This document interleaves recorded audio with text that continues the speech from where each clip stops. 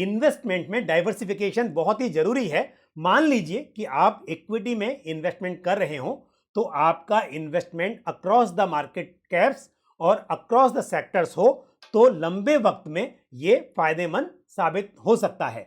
नमस्कार, स्वागत है आपका मेरे चैनल पर। मैं हूं Pankaj Matpal, certified financial planner. आप जानते होंगे कि इक्विटी में भी बहुत सारी कैटेगरीज हैं, जैसे कि large cap, mid cap, small caps, sectoral funds, इस तरह से कई कैटेगरीज हैं। लेकिन यदि आप चाहते हो कि आपका इन्वेस्टमेंट डाइवर्सिफाइड हो, यानी कि अक्रॉस द सेक्टर्स और अक्रॉस द मार्केट कैप्स, तो आपके पास में एक चॉइस है फ्लेक्सी कैप।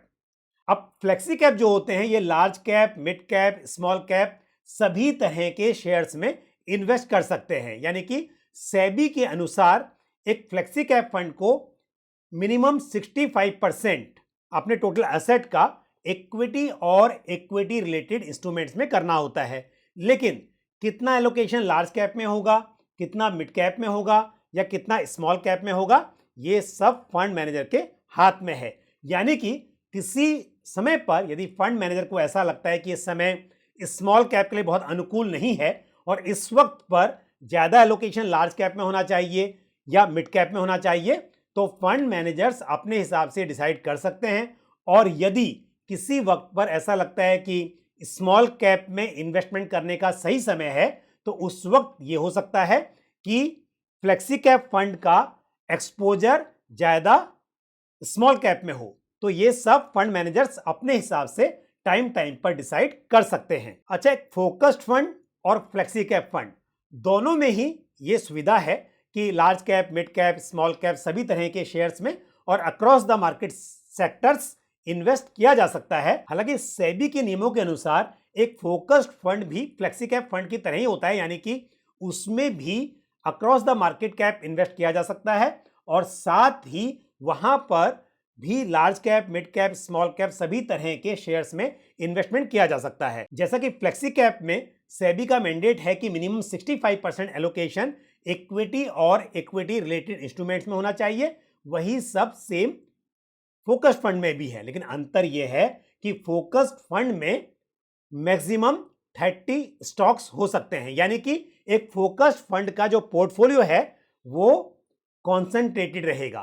तो एक तरफ वो फोकस्ड फंड है जहां पर कि एक कॉन्सेंट्रेटेड पोर्टफोलियो है, और दूसरी तरफ फ्लेक्सी कैप फंड जिसका पोर्टफोलियो काफी डाइल्यूटेड है। तो यानी कि यदि आप रिस्क और रिटर्न्स के हिसाब से बात करेंगे तो एक फोकस्ड फंड का पोर्टफोलियो क्योंकि कॉन्सेंट्रेटेड होता है, तो यहां पर जो डाइवर्सिफिकेशन है वो थोड़ा सा कम होगा कंपेयर टू फ्लेक्सी कैप। तो यदि सीधे शब्दों में बात करें तो एक फ्लेक्सी कैप फंड में फोकस्ड फंड के मुकाबले में थोड़ा रिस्क कम माना जा सकता है। अब बात करते हैं मल्टी कैप की।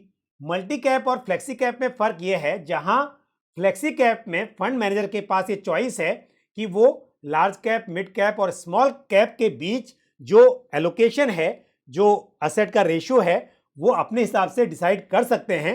मल्टी कैप में ऐसा नहीं है। सेबी के अनुसार एक मल्टी कैप फंड का जो टोटल एसेट है उसका मिनिमम 25% लार्ज कैप में, मिनिमम 25% मिड कैप और मिनिमम 25% स्मॉल कैप शेयर्स में एलोकेट होगा। तो यहां पर 25%, 25%, 25% तीनों तरह के मार्केट कैप वाले शेयर्स में होगा।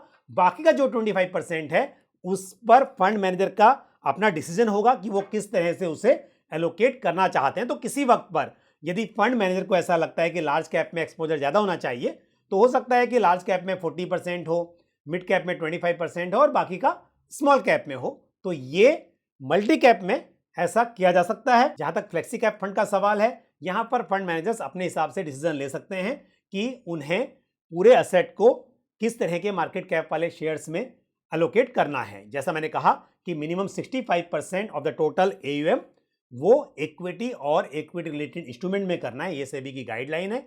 लेकिन उस पूरे एसेट को किस तरह से एलोकेट करना है अलग अलग मार्केट कैप वाले शेयर्स में, ये फंड मैनेजर्स अपने हिसाब से डिसाइड कर सकते हैं। तो अब बात करते हैं कुछ फ्लेक्सी कैप फंड्स की, क्योंकि नया फाइनेंशियल ईयर स्टार्ट हुआ है और इस वक्त पर मैंने कुछ फंड्स को एनालाइज किया है और उनकी पास्ट परफॉर्मेंस और साथ ही उनका जो अभी एग्जिस्टिंग पोर्टफोलियो है उसके आधार पर मैंने ये स्कीम आपके लिए चुनी है। तो सबसे पहले जिस स्कीम की मैं बात करूंगा वो है कैनरा रूबिको फ्लेक्सी कैप फंड। अब जैसा मैंने कहा कि एक फ्लेक्सी कैप फंड का जो एलोकेशन है वो लार्ज कैप, मिड कैप और स्मॉल कैप शेयर्स में हो सकता है। तो यहां पर यदि कैनरा रूबिको की बात की जाए तो इसका एलोकेशन एज ऑन 28 फेब 2022 का ये पोर्टफोलियो है और उसके अकॉर्डिंग 76% लार्ज कैप में है, 22% मिड कैप में और स्मॉल कैप में बहुत थोड़ा सा एक्सपोजर है, सिर्फ 2% के आसपास।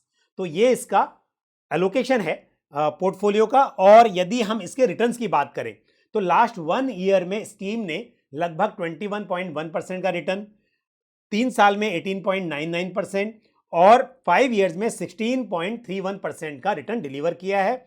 और ये स्कीम जो है 16 सितंबर 2003 को लॉन्च हुई थी। सिंस इंसेप्शन इस स्कीम की परफॉर्मेंस देखी जाए तो स्कीम ने 18.27% का रिटर्न डिलीवर किया है। और ये जो रिटर्न्स की मैं बात कर रहा हूं ये है रेगुलर प्लान के। डायरेक्ट प्लान के रिटर्न्स रेगुलर प्लान के मुकाबले थोड़े से बेहतर रहेंगे क्योंकि डायरेक्ट प्लान में रेगुलर प्लान के मुकाबले में टोटल एक्सपेंस रेशियो थोड़ा कम होता है। और एक्सपेंस रेशियो की बात करें तो कैनरा रूबिको फ्लेक्सी कैप फंड के रेगुलर प्लान में जो एक्सपेंस रेशियो है वो है 1.91% और जबकि डायरेक्ट प्लान में है 0.57%।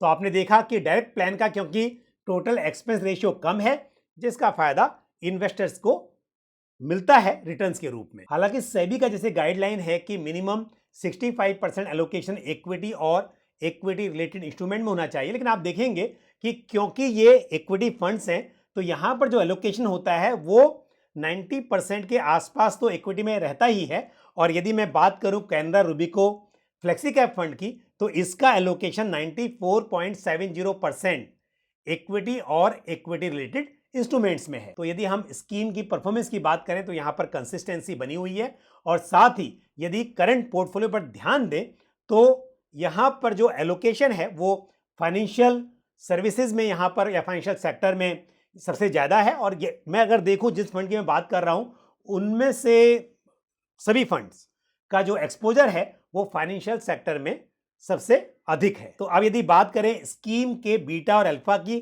तो स्कीम का बीटा 0.85 और अल्फा 2.4 है। और ध्यान दीजिए कि यदि बीटा कम होगा तो इसका मतलब यह है कि स्कीम कम वोलेटाइल रहने की उम्मीद रहेगी और साथ ही अल्फा जितना ज्यादा होगा उतना बेहतर है, यानी कि बीटा 1 से कम हो तो बेहतर है और अल्फा तो जितना ज्यादा हो उतना अच्छा है। इसका मतलब फंड मैनेजर की चॉइस, फंड मैनेजर के डिसीजंस अच्छे हैं। उन्होंने जो मार्केट का रिस्क है उसी सेम रिस्क के साथ बेंचमार्क के मुकाबले में बेहतर रिटर्न्स जनरेट करने की कोशिश की है और उसमें कामयाब रहे हैं। अब बात करते हैं दूसरी स्कीम की, यानी कि फ्लेक्सी कैप कैटेगरी में मेरी चॉइस की दूसरी स्कीम, और वो है PGIM India flexi cap fund. इस फंड के एसेट का एलोकेशन यदि देखें तो लार्ज कैप में 66%, मिड कैप में 23% और स्मॉल कैप शेयर्स में 11% है।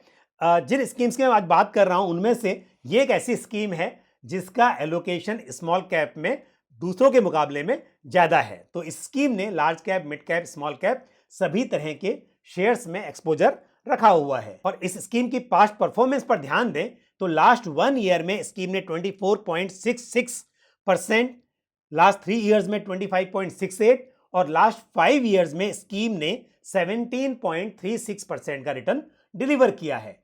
अगेन ये बात हो रही है रेगुलर प्लान की।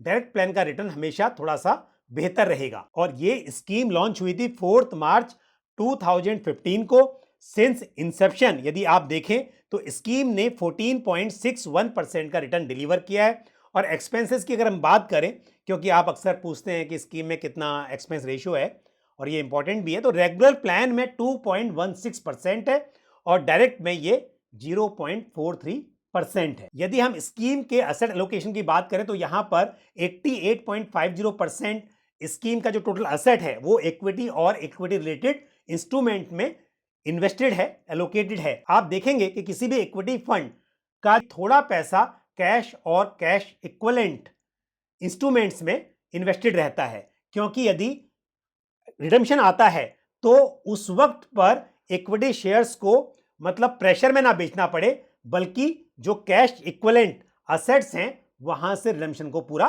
कर दिया जाए। लेकिन कई बार ऐसा हो सकता है कि रिडम्पशन बहुत ज्यादा आए और उस केस में इक्विटी शेयर्स भी बेचने पड़ते हैं, लेकिन कोशिश ये होती है कि थोड़ा पैसा कैश और कैश इक्विवेलेंट इंस्ट्रूमेंट्स में इन्वेस्टेड रहे। और अब यदि बात करें स्कीम के बीटा और अल्फा की, तो बीटा है 0.99 और अल्फा है 6.29, यानी कि अल्फा तो यहां पर अच्छा जनरेट हुआ है, लेकिन बीटा 0.99 यानी कि 1 के काफी क्लोज है। वैसे बहुत सारे और दूसरे कारण भी होते हैं, लेकिन क्योंकि बीटा वॉलेटिलिटी का एक इंडिकेटर है, तो ये 1 के जितना करीब होगा, इसका मतलब उस स्कीम के पोर्टफोलियो में वॉलेटिलिटी यानी कि उतार चढ़ाव मार्केट के या उस बेंचमार्क के आसपास रहने की उम्मीद होगी। यदि बीटा कम होगा तो इसका मतलब स्कीम में वॉलेटिलिटी कम रहेगी, ऐसा आप मान सकते हैं। अब मैं जो अगली स्कीम की बात करने जा रहा हूं वो है पराग पारिक फ्लेक्सी कैप फंड। और पराग पारिक फ्लेक्सी कैप फंड दूसरे फ्लेक्सी कैप फंड्स के मुकाबले में थोड़ा अलग है। ये अलग इसके लिए है क्योंकि इस स्कीम का एक्सपोजर इंटरनेशनल इक्विटी शेयर्स में भी है। तो जब आप किसी फ्लेक्सी कैप फंड में या डाइवर्सिफाइड इक्विटी फंड में करते हैं तो अधिकतर देखा ही जाता है कि उसका इन्वेस्टमेंट डोमेस्टिक कंपनीज में होता है, लेकिन पराग पारिक फ्लेक्सी कैप फंड के पोर्टफोलियो में कुछ इंटरनेशनल कंपनीज भी हैं। तो यदि हम इसके पोर्टफोलियो पर ध्यान दें तो स्कीम का जो एलोकेशन है 86% ये लार्ज कैप शेयर्स में है, 11% मिड कैप में है और थोड़ा सा एक्सपोजर यानी कि 3% यहां पर स्मॉल कैप शेयर्स में एक्सपोजर है। लेकिन जब बात हो रही है लार्ज कैप की तो एक बात जरूर ध्यान दें कि यहां पर 29% यानी कि स्कीम का जो टोटल असेट है उसका 29% इंटरनेशनल एक्सपोजर है। तो यहां पर इंटरनेशनल एक्सपोजर काफी है। और यदि मैं बात करूं एक सिंगल शेयर की, 8.40% एलोकेशन अल्फाबेट इनकॉर्पोरेट में है। तो आप देख सकते हैं कि यहां पर क्योंकि इंटरनेशनल एक्सपोजर काफी ज्यादा है तो आपको सिर्फ एक कंट्री यानी कि सिर्फ इंडिया की इकोनॉमी नहीं बल्कि बाकी इकोनॉमी का भी एक्सपोजर यहां पर मिल रहा है। अब ये फायदेमंद होगा या नुकसानदायक होगा ये तो समय पर डिपेंड करेगा, लेकिन आपको ये जरूर समझना चाहिए कि जब आप पराग पारिक फ्लेक्सी कैप फंड में इन्वेस्टमेंट कर रहे हैं तो आपको एक इकोनॉमी नहीं बल्कि एक से ज्यादा कंट्रीज की इकोनॉमी का एक्सपोजर मिल रहा है। उन कंट्रीज में जो कंपनीज लिस्टेड हैं वहां पर भी आपको एक्सपोजर मिल रहा है। और देखा जाए तो ये अच्छी बात है क्योंकि एक पोर्टफोलियो में यदि डोमेस्टिक कंपनीज के साथ साथ इंटरनेशनल कंपनीज भी होंगी तो ये फायदेमंद साबित हो सकता है। लेकिन यदि आपने पहले से ही इंटरनेशनल कंपनीज में एक्सपोजर लिया हुआ है, आपने किसी इंटरनेशनल फंड में इन्वेस्टमेंट किया हुआ है, तब मेरे हिसाब से इस तरह के फ्लेक्सी कैप फंड में इन्वेस्टमेंट करना बहुत अच्छा डिसीजन नहीं होगा, क्योंकि फिर आपका इंटरनेशनल कंपनीज में ओवर एक्सपोजर हो जाएगा। तो आप अपने हिसाब से जब आपको लगे कि आपको एक ऐसे फ्लेक्सी कैप फंड में इन्वेस्टमेंट करना है जहां पे इन्वेस्टमेंट डोमेस्टिक के साथ साथ इंटरनेशनल कंपनीज में भी हो, तब आप इस स्कीम में इन्वेस्टमेंट करने पर विचार जरूर कर सकते हैं। यदि स्कीम की पास्ट परफॉर्मेंस को देखें तो स्कीम ने लास्ट 1 ईयर में 29.04, लास्ट 3 इयर्स में 26.66 और लास्ट 5 इयर्स में 21.17% का CAGR डिलीवर किया है। और ये स्कीम 28 मई 2013 को लॉन्च हुई थी। सिंस इंसेप्शन स्कीम ने 20.13% का रिटर्न डिलीवर किया है। अगेन ये जो रिटर्न्स हैं ये रेगुलर प्लान के हैं। डायरेक्ट प्लान के रिटर्न्स इसके मुकाबले थोड़े बेहतर रहेंगे, क्योंकि यदि हम एक्सपेंस रेशियो पर ध्यान दें तो रेगुलर प्लान का एक्सपेंस रेशियो 1.81% है, जबकि डायरेक्ट प्लान का एक्सपेंस रेशियो 0.81% है। और यदि स्कीम के बीटा और अल्फा की बात की जाए तो स्कीम का बीटा 0.76 और अल्फा 9.97 है, यानी कि स्कीम ने सच में अच्छा रिटर्न जनरेट किया है। तो ये थे मेरे चॉइस के फ्लेक्सी कैप फंड्स। अब आप कमेंट करके मुझे बताइए कि इनमें से आपने किस फंड में इन्वेस्टमेंट किया हुआ है या फिर आप किस फंड में अब करना चाहेंगे। मुझे उम्मीद है ये जानकारी आपको पसंद आई होगी। वीडियो को लाइक करना और शेयर करना ना भूलें।